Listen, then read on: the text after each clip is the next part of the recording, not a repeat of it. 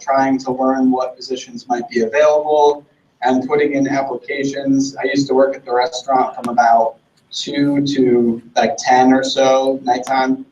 And on my breaks, I would go to the coffee shop and look for jobs and hopefully meet some people. Eventually, I did get a position through a temp agency, and I had submitted my resume to them a long time ago, and they eventually called me and told me about a few opportunities they had. So I started doing some temp work in DC and finally found a role here where I am now. So yeah, it was definitely a different experience, frustrating at times.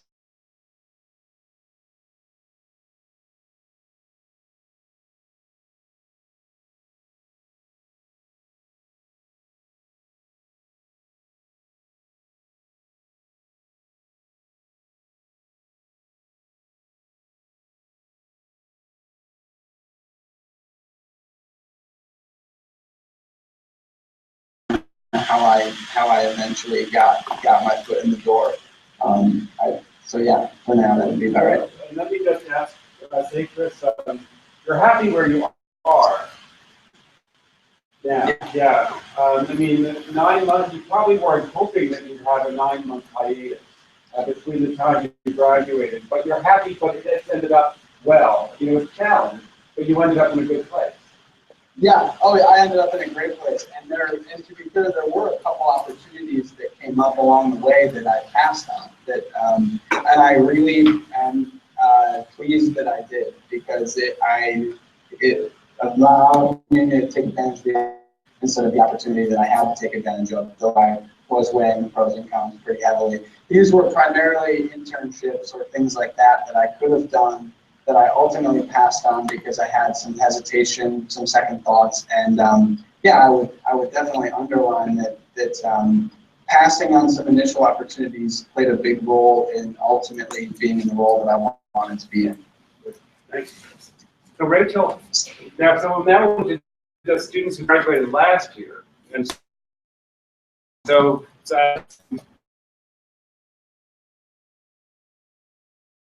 relatable because it's so recent.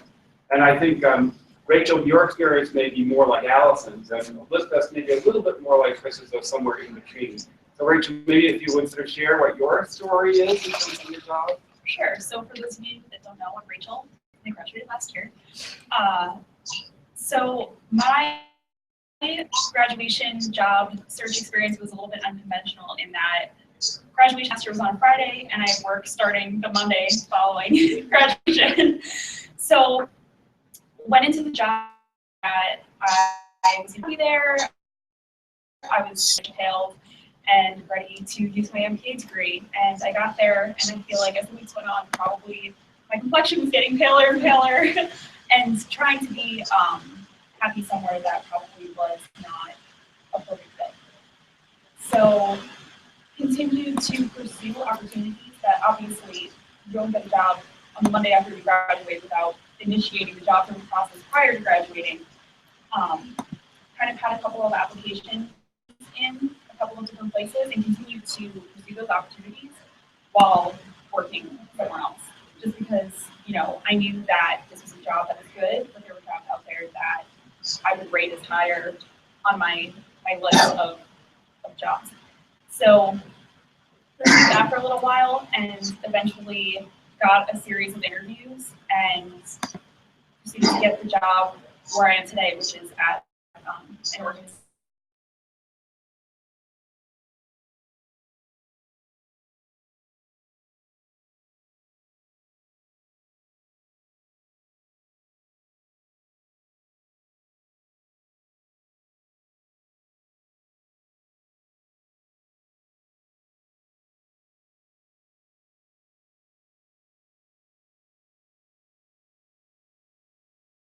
So, yeah, my big takeaway was very similar to Chris, but almost a do not do situation where rather than kind of being starstruck by the first offer that is given to you, really wait for something that you know is a fit. And don't be afraid to pursue opportunities even as you get an opportunity, because there might be something out there that is more appropriate. Thanks, Rachel. Yeah. So Elizabeth, that means that you're next. And so what your story, I think, is probably somewhere in between Chris's and Rachel and Allison's. Why don't you share what the time right after graduation was like for you? Okay, well, hi everyone. I'm Elizabeth. I guess some familiar faces in the audience. And so yeah, so my story is sort of again a little bit in the middle. I identified with a lot of things that Chris said regarding that sort of struggle period. So I graduated in May of 2015, and I did not have a job lined up right after school, so I did not start on the Monday after graduation. And so what to give you a background right now, I'm at city government in New York City at the Department of Social Services or Human Resources Administration, DSS HRA is what we call it. And I am here, and this is actually where I did my internship for my MPA capstone. So I graduated, and I moved back to New York City, where I am from. So I did not stay in Binghamton. I moved right after graduation, and I immediately was working at a restaurant. So this job, I was very fortunate to have this part-time job where I would go back during school break, and they would always welcome me back. So they welcomed me back just one more time. And so I worked there as a hostess. So very similar to Chris. So I worked there from May to November, so 6 months. And it was, very tough schedule. I was up at 5 in the morning and back home at 5 p.m. And the hours were pretty brutal, and the work was pretty, stressful as well. And so during that time, I was obviously applying to places. I was really focusing on nonprofits, but had been in contact with my supervisor at my internship placement. She contacted me in March, April, with the possibility of a position opening up at the office here. And it was not until November when I actually started work here. So it was a very long process of applying to organizations and interviewing, submitting resumes and cover letters, but also sort of keeping in mind that this opportunity might or might not happen. So again, like Chris said and Rachel sort of touched on, there were some opportunities that I actually passed on for various reasons. Some of them, the description online didn't really match up what you were actually going to be doing, or the salary didn't match up with what I wanted or expected, or just it just wasn't the right fit. So again, that idea of waiting really was a big thing for me, and even though it was very difficult to wait, I'm glad that I did, because I'm very happy where I am right now. So that was kind of my sort of path. So no direct public administration or job in my field, but I was working part-time and just applying in the meantime while I was sort of waiting for the right fit job to come my way. Thank you, guys. So I'm going to ask Chris and Elizabeth a question first. And I would say in my time in the MPA program, Elizabeth and Chris are among the students I know better than almost any other students, maybe one or two others, in the 10 years I've been here. And I certainly, if either of them ever asked me for a reference, and I have been a reference, I think, for both of them at least once, if not more times, I would give them a great reference. But you had to manage a long period of time before you got a job, and maybe not what you expected. I mean, people like me said, "Oh, you guys are great. You'll have no problem. You'll get a job." How did you manage that time in those? Chris, you said it was 9 months. Elizabeth, more like 6 for you. How did you keep yourself sort of focused? How did you not let yourself get down, or did you get down? What was that period of time like? And Chris, you go first, yeah? Yeah, that's fine.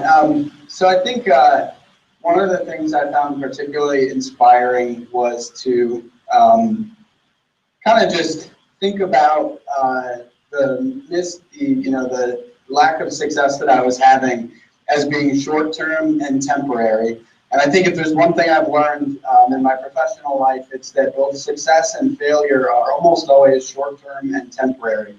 You don't stay in those roles. You don't stay as, unsuccessful for long periods of time. You don't stay in the height of your, field for a long period of time. I don't think either. There's ebbs and flows. And one of the things that I really connect with now is and this is kind of these are just kind of the inspiring things that helped me along. I read a lot about what the people who were extraordinarily successful had achieved, or had how they thought about failure, and because that's what I kind of felt like I was experiencing. I mean, looking back, it doesn't feel like it, but I would say, I mean, I put in hundreds of applications, and my pride would not even begin to allow you to tell me how many responses I would get. Zero in many cases. I got almost nothing. And then like I said, I read about people, and I think it's important to remember that the job search is not reflective of your own competency. And I was in a constant state of, in academia, you're often getting feedback all the time. And the biggest difference between academia and the job search that I found is that you get almost no feedback. So I would put resumes out, put cover letters out, and 200-300 of them. I mean, not at once. You want to tailor your applications, but in the span of 9 months, I put a ton of applications. I mean, I would get up super early. All I would do is put in applications until I went to the restaurant. And I often was trying to make assumptions about why I did or did not get a response. And I would, try, to build that into my cover letter and resume. And then recently I looked back at my cover letter and resume, like one of the last ones I sent in, and I thought, like, there's so many problems with this that I wouldn't do now. But it was basically because I thought that I could, without feedback, I would just say, just be careful and understand that just because you didn't get, an opportunity, you didn't get called back, it's not necessarily a reflection on the competency or the strength of your application materials. You kind of have to really understand what else is going on. And when I came out of school, I really didn't fully appreciate that until much later. So I mean, I would say it's a key takeaway is try not to make assumptions about the strength of your application materials based on a lack of response, because no information is not the same as negative feedback. And I would always encourage people to keep that in mind, because that's something that really, once I figured that out, it made it a lot easier for me to move forward and think about where I was. Thanks, Chris. Can I just add, so Chris and I were good friends when we were in the MBA program together, and he was one of the top students in our year, very smart, very well-liked, very personable. So just to kind of reiterate, his point, you shouldn't make it feel bad. Make that process be frustrating, make you sort of feel bad about yourself and your own qualifications, because just from working with Chris, I'm sure he was very well qualified for a lot of these positions. So. We'll be giving out the Alpha Award for the top student at the award ceremony on May 12th, and Chris got the award that year, was our top graduate. Chris and Allison were really our top 2 graduates that year, so I wouldn't sell Allison short, but yes, even with our top grad, our Alpha Award winner was tough. How about you, Lisbeth? Tell us about what got you through those 5 o'clock mornings and your hostessing work. Yeah, so very similar to Chris. It's very easy to sort of get down on yourself. Again, I worked at that restaurant before, so I had worked there for about 3 years, just while I was on break in New York City. But it is sort of a different feeling when you come back and then you have your degree and you graduated and you're expected to be doing different work, and sort of feel like your professional career is being delayed. But I really, the entire time, I always just said, I'm going to be okay. Something, again, this is not forever. Even if it's a year or, hopefully not a year, but, whatever amount of time, it will pass. And really my main concern coming out of school, obviously starting my career was number one. I really wanted to get started. I had, gone to school for, X amount of years, and I was really excited to put what I learned into practice. But financial concerns were big for me. I was coming back to New York City to a very, very, very small New York City apartment. And as much as my mother missed me and wanted me to be home, I did not want to be there. And I was sleeping on a couch, and that's just not what I wanted for myself at the time. And so, I really humbled myself and really thought about it as, I had my degree, I prepared myself. That's really what I have control over.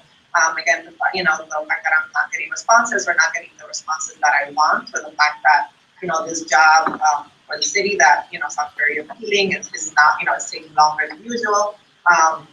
Again, that's really sort of out of my hands in many ways.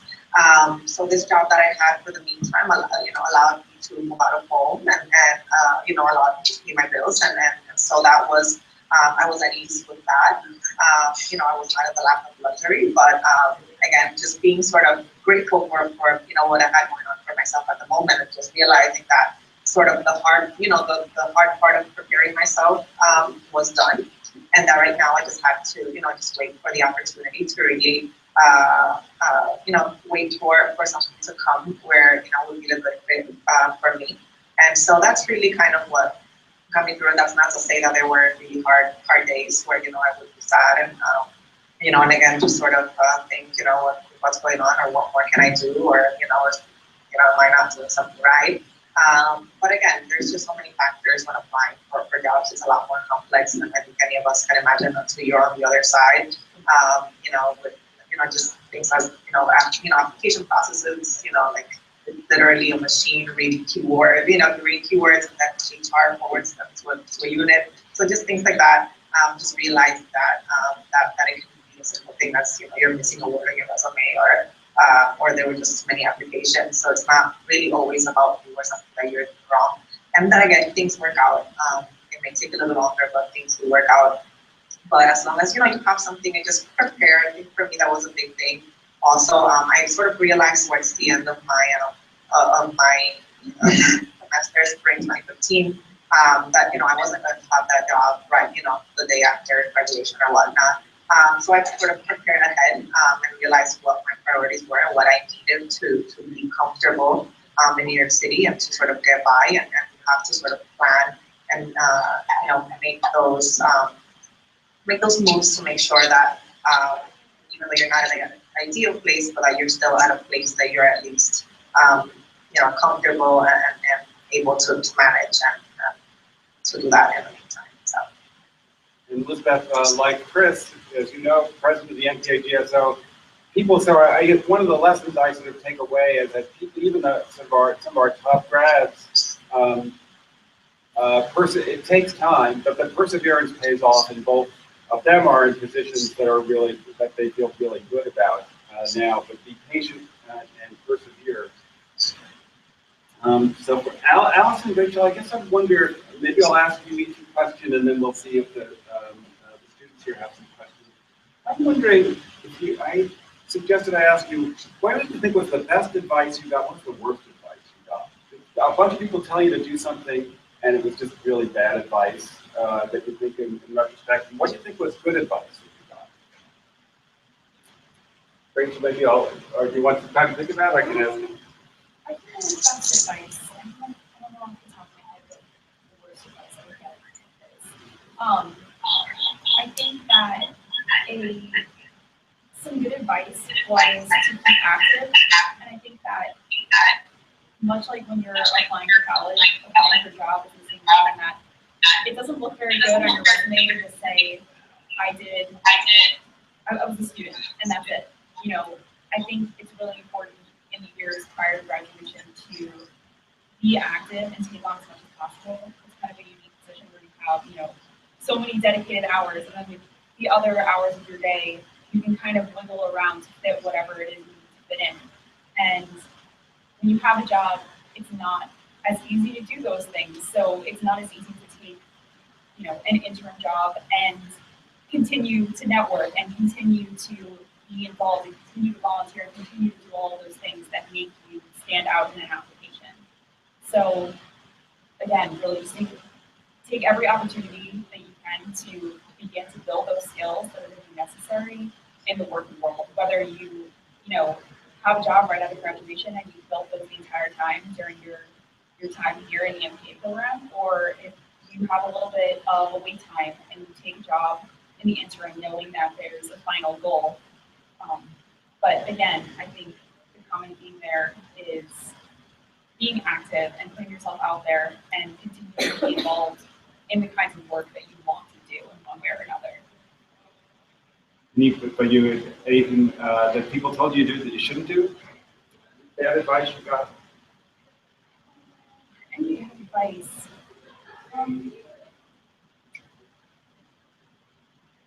I think that pretty much any advice that generalizes what your experience is going to be like is bad advice. I think that just based on this panel, it's very evident that, you know, there's the whole spectrum of experience. You have no wait time, you have total wait time, you first job you get is the one you want, not the one you want. It's about navigating and being flexible, and anyone that tells you otherwise, and that it's, you know, take a break, don't take a break. Do this, do that. It's not as simple. It's really just evaluate for yourself what makes most Yep. sense, you might say, instead of trying to generalize from your experience to everyone else. Yep. That's great. Allison, what would you say? Well, I think I have like the same best advice, which is really about networking, and I know everyone always says that, and it starts to sound a little bit cliche, but it's completely true. I don't know a lot of people who have gotten jobs where they didn't have some sort of connection, at least not people who found jobs, you know, fairly quickly after graduation. So for me, all three positions that I've had since I graduated, I was invited to apply to in some capacity. So my first job I told you guys about was at a conference, and so I got to have my face out there to all these people from whom we're hiring. My second job, I worked for a local organization called the Rural Health Service Corps. It's a regional AmeriCorps program, and I actually interviewed for a different position there, which I didn't get, and then they invited me to apply for the second position. So I think that was just sort of about taking opportunities and, you know, interviewing and leaving a good impression and not being really discouraged when that didn't work out, because then I was able to get a position that was actually a better fit for me and what I wanted to do. And then the position that I have now at the Center for Civic Engagement, that's where I did my PA position when I was in the program, and then I also did a short-term professional project for them. And I was really intentional about like keeping those relationships up after I graduated, even though I was working with different organizations, because I sort of knew that was something that eventually I'd love to work with them again. So when they had a position opening that was a good fit for me, they called me up and asked me if I wanted to apply to it. So at least for me, that's been my experience. Every job I've had some kind of connection to that kind of helped me along the way. So, you know, I didn't have a huge gap of time, but if I did, I would have been doing similar sort of things of volunteering and networking and just trying to meet people, because that really is how it happens for a lot of people. I think the worst advice that I got was just sort of that you should apply to a ton of things, like just apply to everything. And I'm not saying that you should expect to apply to one job and get it, but I think it's smarter to be more intentional about what you're applying to and making sure that it's a good fit for you, that you're really taking the time to like prepare your materials to be like well suited to that position. I think applying to any position that comes your way and expecting that you're going to get responses. I know that didn't work for me. I only got responses to organizations that I had some sort of connection to. So it was sort of not a good use of my time to apply to anything that I like found online that I had. So at least for me, that was not something that worked.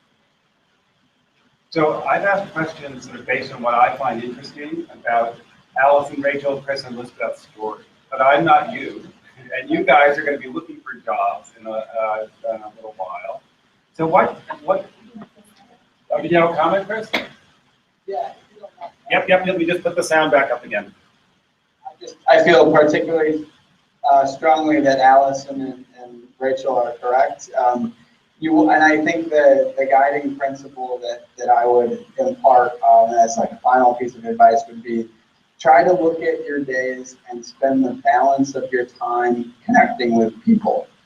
And if you're doing that, it doesn't like specifically how you do that or what exactly the balance of time looks like for you, whether you're applying to things online or you're just going out and networking, whatever the case may be.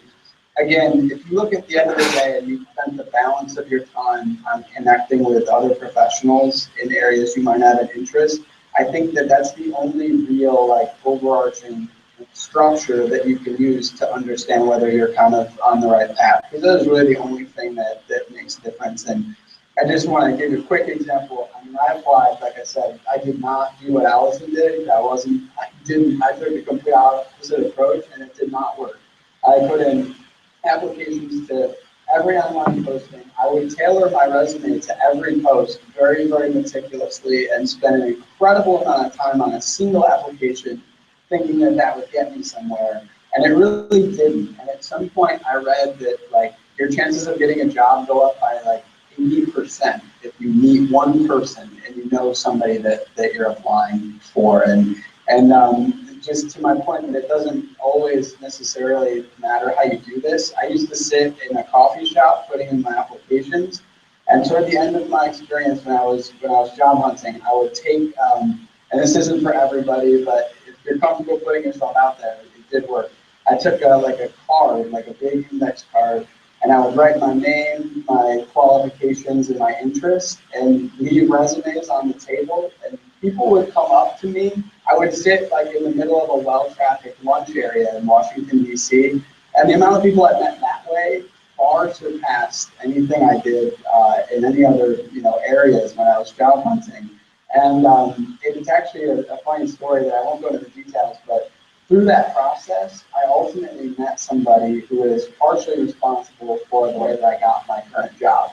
So at the end of the day, like I said, if you can just spend the balance of your time, to Allison and Rachel's point, I think that's the best advice you could really get, is to just try to be interacting with people as often as you can.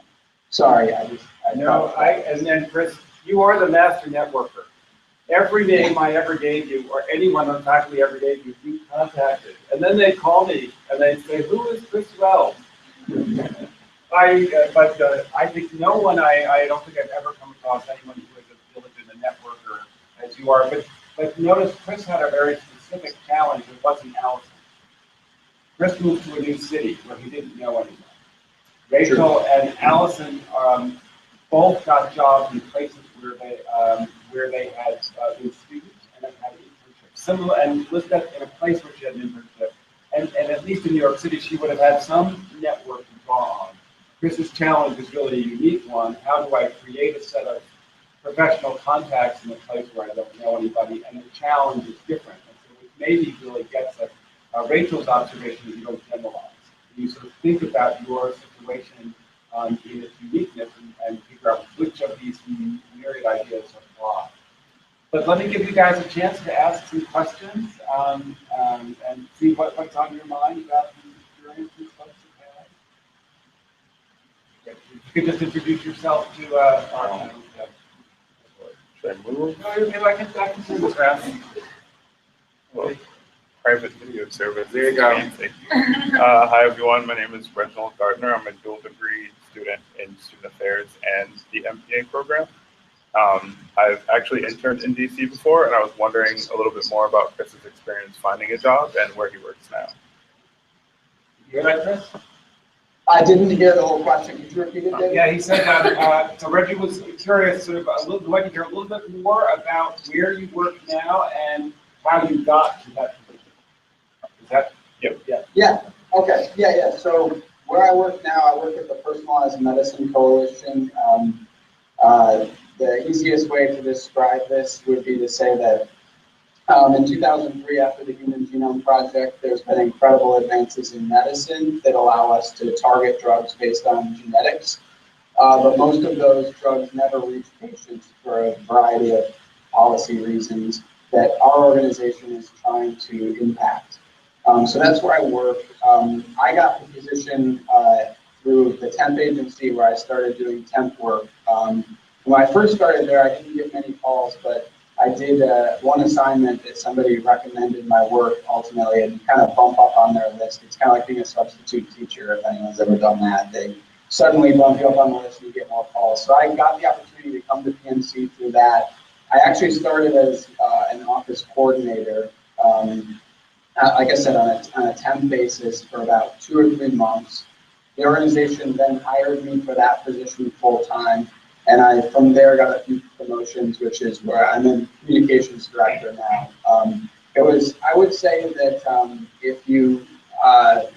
if I think about that trajectory, the one thing that I did was intentional about is I wanted to be a small organization because I thought there might be more opportunities to get at least a small team to get my hands on a bit more in terms of professional development. So that did work out pretty well. And a few of the opportunities that I had early on were, like internships with maybe big organizations that have opportunity, but I wasn't sure if I would be my contributions would be as visible or as I wouldn't be as impactful there. So I was a little bit intentional about that, but yeah, I ultimately got my first break through the temp agency and through this person that I met when I was at the coffee shop who helped me along and in ultimately getting the position.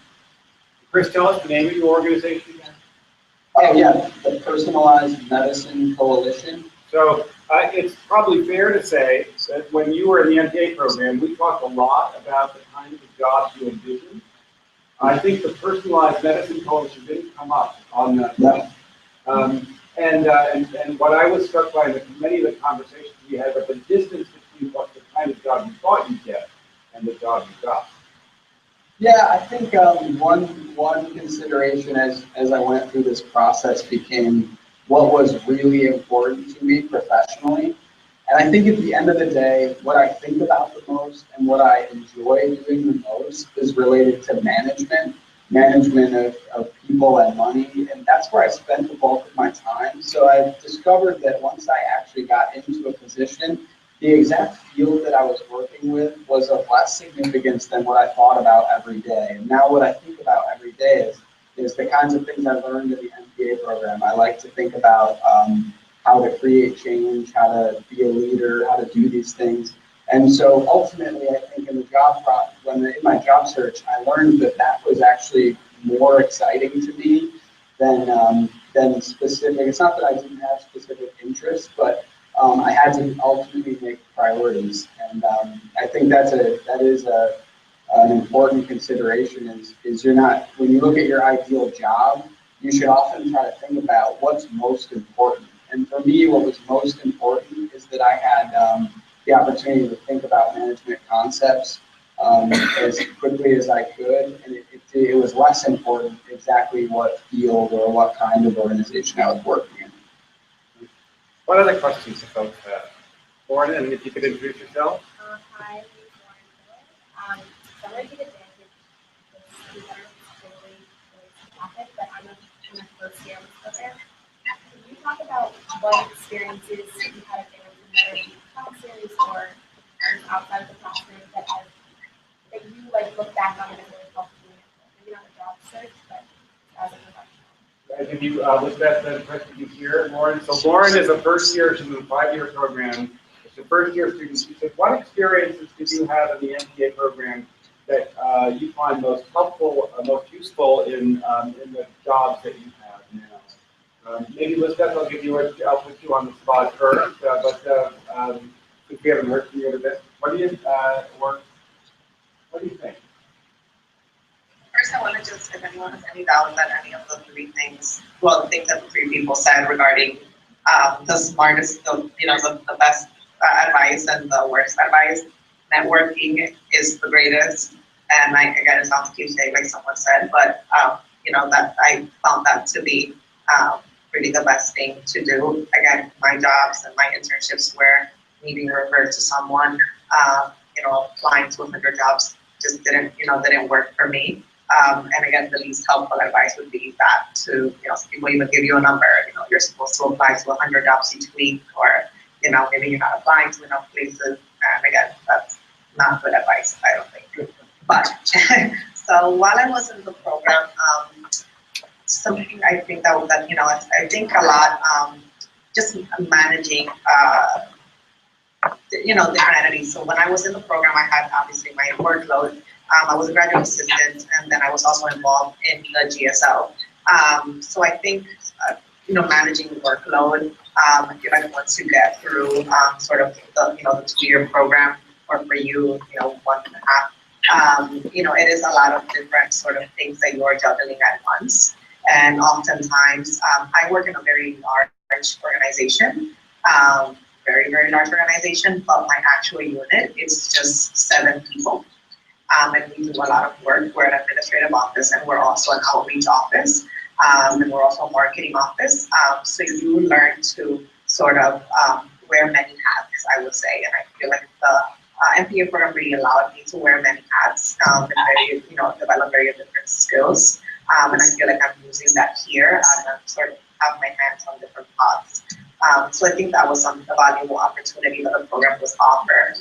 Regarding for actual classes and coursework, I actually sort of focused more on the nonprofit side. That was where my interest was, and if you would have told me in a million years I would have ended up in local government, I would have said absolutely not, but here I am. Because again, I think like Chris said, it became less of where I was working in what field and more about, what work I was doing, and whether I was impacting, people in need, and that was really something that was important to me, and I'm able to do that here, just very well as I would have, at a community-based organization. But something unexpectedly that I actually ended up kind of drawing from as I'm here. I'm a program coordinator, and I am the first person, like Rachel mentioned, in this position. It is a statewide initiative. It's a new initiative in the first year. So I'm the program coordinator on HRA side, and we work with many different organizations, nonprofit organizations in New York City. And part of my job is to we do reporting every month, and it is progress reports, so sort of metrics regarding outreach, but also physical reporting. I had never had any experience with budgeting or any sort of fiscal or accounting sort of thing other than PAC 527, PAC Brendan. And it was not something that I expected to be doing in this position here, but it came to my lap and I'm doing it. And it is very intricate work. You have to be very careful. It's a lot of numbers, and I'm reporting for 3 different organizations. So it's big numbers, people's salaries, it's expenses, supplies, things like that. So that was a surprising thing that I sort of am doing now, that I got a bit of a taste of the MPA program that I really didn't expect to make use of as much as I'm just now here. Well, I think some of the really valuable experiences that I got in the program were actually a couple of different professional consulting projects that I did with Dr. Campbell connected me to. So Chris and I actually did one together. We worked with the Mental Health Association of the Southern Tier to help them develop a performance measurement program, or performance measurement kind of plan for a new wellness center that they had just opened. And they really wanted to be able to show the impact that this was having, and sort of be able to go out to funders and others and say, look at the impact that we're having, sort of by helping people address some of the underlying causes or challenges that they're having, and how that's keeping them out of the hospital and other sorts of things.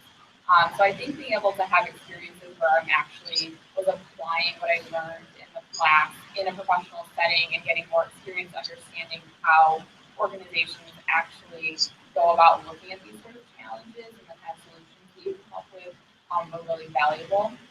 I will also say any of the course material you do that's sort of about collaboration is really important, because that is really how work gets done.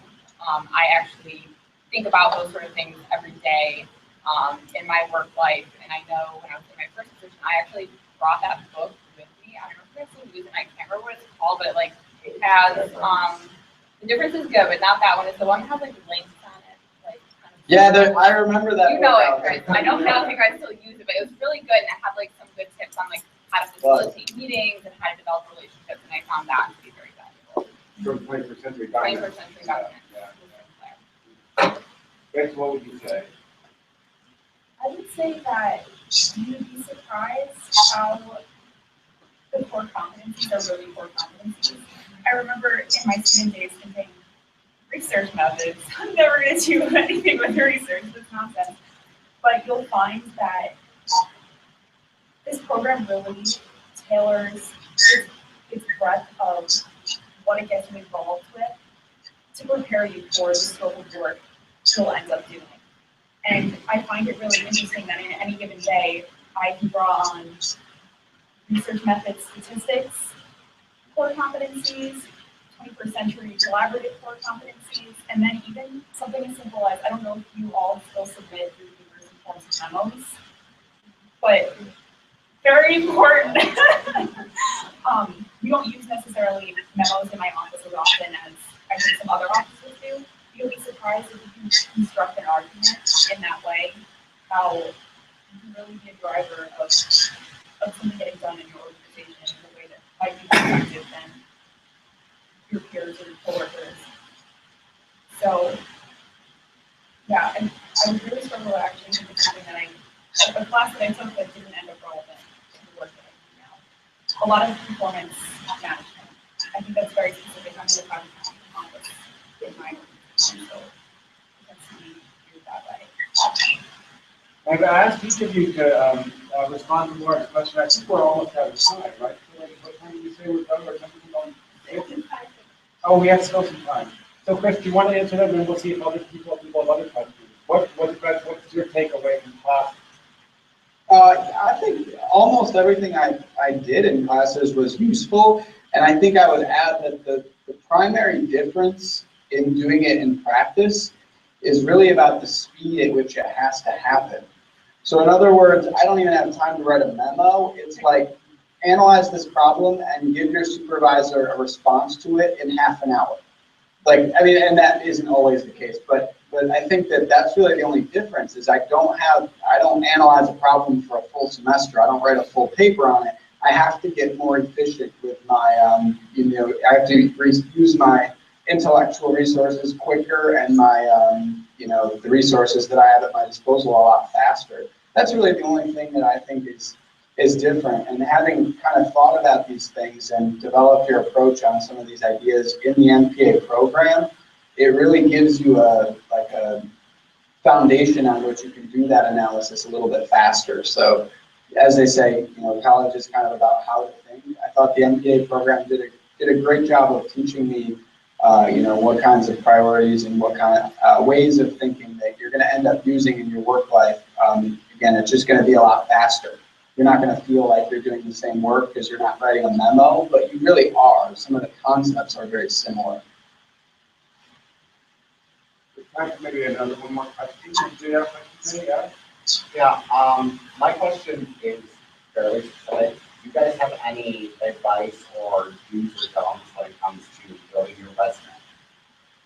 Because that is absolutely in my interest. I do have a kind of this. I know it's not one of those people still. Maybe it's even beyond the resume, how you present yourself to potential employer. Yeah. So it could be resume or in any way that you present yourself to a potential employer. What do you guys think? I'll let whoever wants to go first. It always feels like a bit of a mystery. I mean, honestly, anytime I would apply for a job, I would always wonder, did I do this the way that I should have? Did I kind of highlight the right experiences? I would definitely recommend reaching out to some of the career resources on campus because they are professionals that can give you like professional advice on how to do that. But I think obviously, tailoring it to a specific position, I really got so I would try to highlight like accomplishments, so not like describe what my like responsibilities or duties at the job were, but like what did I achieve, and I would try to quantify that when I could. And I think then I would add some more context to that in the cover letter to kind of explain, this is a new program, and we engaged with different partners, and the students worked with were highlighted in this, natural history or whatever the case may be, but kind of focusing more on what you achieved rather than kind of what you did. Maybe can I ask a slightly different way to Elizabeth and to Allison? Both of you said you used your network. So people invited you to apply. And so it may be the case if you're encouraging people to network. Does your resume and how you present yourself matter if they already know you? Well, I mean, I would speak with from my experience. Yes, so networking and sort of keeping in touch with, previously worked for or with. You know, it's highly important. Again, I can't stress it enough. It's really how I sort of got here. You know, obviously doing a good job while you're working with these people and making good impressions. But so for me, I was, you know, contacted about this opportunity, and with local government, it works a little differently though. You know, my supervisor is not, you know, and she doesn't have the power to just sort of, you know, tell me to send her my resume and sort of come for an interview. With city government, there's a lot of sort of layers and things move very slowly here. So I still have to put in my resume through the regular system that everyone else does. And, you know, that my resume still had to be picked up by human resources and sent to my unit here. And I still had to be interviewed. You know, we have certain laws here. You have to interview, you know, a certain amount of women, men, individuals with disabilities, you know, people of different backgrounds and that kind of thing. So, you know, it wasn't as easy as you would sort of think in that way still. So there were definitely, just to get really kind of literal, a lot of keywords that you have to include in that resume that sort of match that description that is online. Because again, it is a system and it picks out certain resumes. So I would say there are still things that you want to have on that resume so that even though your unit may, you know that they want you, they still sort of have to be justified to have hired you or to be interested in you. So I would say what was mentioned before, all those things, you know, are still procedural things that still have to be followed in certain, you know, work environments. Maybe at a nonprofit, an individual is, you know, has more leisure to sort of, you know, they know you, they know your work. But with city government, it's still very much sort of, you know, that sort of process where you want to highlight those accomplishments and have those keywords and sort of sell yourself to that particular position because other people are looking at your material. So it's not just this one person that knows you likes you.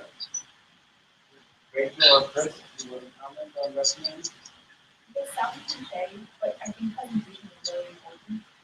Because if you think about a resume, a lot of times that's the first, again, either you're drawing on experience that you already have in an organization and the reputation you already have with an individual there, or that's the first work product that they're seeing of yours. So it's a matter of being clear, a matter of, I think, again, the trend really seems to be towards quantifying something. So in your case, it would be very easy to say, philanthropy incubator raised X number of dollars in this amount of time, with this, you know, these amount of resources. And that really gives somebody a better understanding of what kind of yield they have in hiring you than, you know, fundraiser, blah, blah, blah. It gives them some kind of idea of what the scale is of that.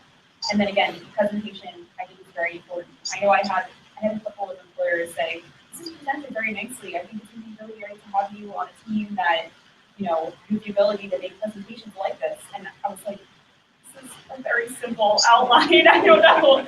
But you'd be surprised how many, you know, resumes you see come through that just, you know, very plain, don't stand out. And again, I'm not saying highlight everything with colors or anything like that, but again, I think presentation. Donnie would never let that pass. Yeah, unless of course there's formatting differences. I know, again, government tends to be very much like, this is how we do it because we want to compare very quickly, but you have the flexibility. I think that is a presentation. And Chris, maybe last word on resume. What do you think? Well, I'd agree with everything that everybody else said. The only thing I would add is when you're sharing your resume with somebody that, you know, you're just for general purposes, like you're networking, for example, I found that to be particularly difficult because if I read a job description, I would understand. I had a lot of experiences, I felt, internships and things that could be relevant depending on the position. So in that case, one helpful process, and I think I agree with Allison on this, is share it with a few people that you know and trust. And it's not a huge group of people, maybe 3 to 5, maybe, because people have there's a lot of different ways to do resumes, and I've heard a ton of advice about what to do and what not to do. But again, I often use the faculty at the MPA program. Every one of them has seen my resume probably more than they've ever wanted to in their life because I was constantly asking, is this okay? Does this look okay? And once you have something in terms of something for general use that does these things that Allison and Rachel are recommending, quantifies and highlights your actual impact, let it go. Because at some point, like, you get a diminishing return on your time tinkering with your resume, which I did a lot of, and I wish I spent less time on it, because now looking back, I don't think that it would have made a difference if I had spent that like extra few hours to include a different part of my experience instead of one, because of something I researched about the person I was sending it to. It just, you can go down a rabbit hole of analysis that just does not necessarily give you a yield. So like I said, do everything that Allison and Rachel just said, and then share it with some people that you really trust to be good eyes on this. Incorporate all of their feedback, and once you think it's in a good place, don't overthink it too much when you're using it for general purposes. If you're applying to an actual position, everything changes. But if you're just sharing it with somebody, they're going to see that you took the time to really work on this version, and that really does highlight some of your accomplishments. And I think that's more important than the specifics of what you did or did not include. Okay, so I think we'll wrap up. And it's so much fun to have the four of you here. I kind of feel like it's more of a treat for me than it is for the students. One thing I would add, just to what Chris said, I've had the good fortune to talk with Chris while he went through his job process to a lesser extent with Beth and certainly with Allison. The faculty want you all to succeed. It's really important that you do. We may feel a certain amount of, maybe conventional, let's feel parental, I don't know. But I want everyone to succeed, and other faculty, I'm sure, feel the same. Take advantage of us as resources, either when it comes to looking at resumes, when it comes to looking for contacts and networking. We're happy to do that. You guys have provided such great wisdom. I think we choose well when we admit students to the MPA program. I feel like this is so much wisdom about the job search process. I need to see that more students here. Thank you so much for taking time at the end of the day. I wish you guys were here because I take you to dinner and we want to hear more about what's going on. But this stuff did just come up for the party with a purpose. But thank you so much, and may at least the rest of us here just give you a round of applause. And members of the students can reach out to you guys if they have questions, yeah? Absolutely. I would echo that. Feel free to reach out to me with anything. I'd be happy to help any of you along. Also, Allison and David, I hope to see you next time I'm in Binghamton. I will get in touch with both of you. Good. All right. Good to Thanks see you guys, and now maybe we should go home. All right, see you. Thanks. Have a good one. Bye-bye.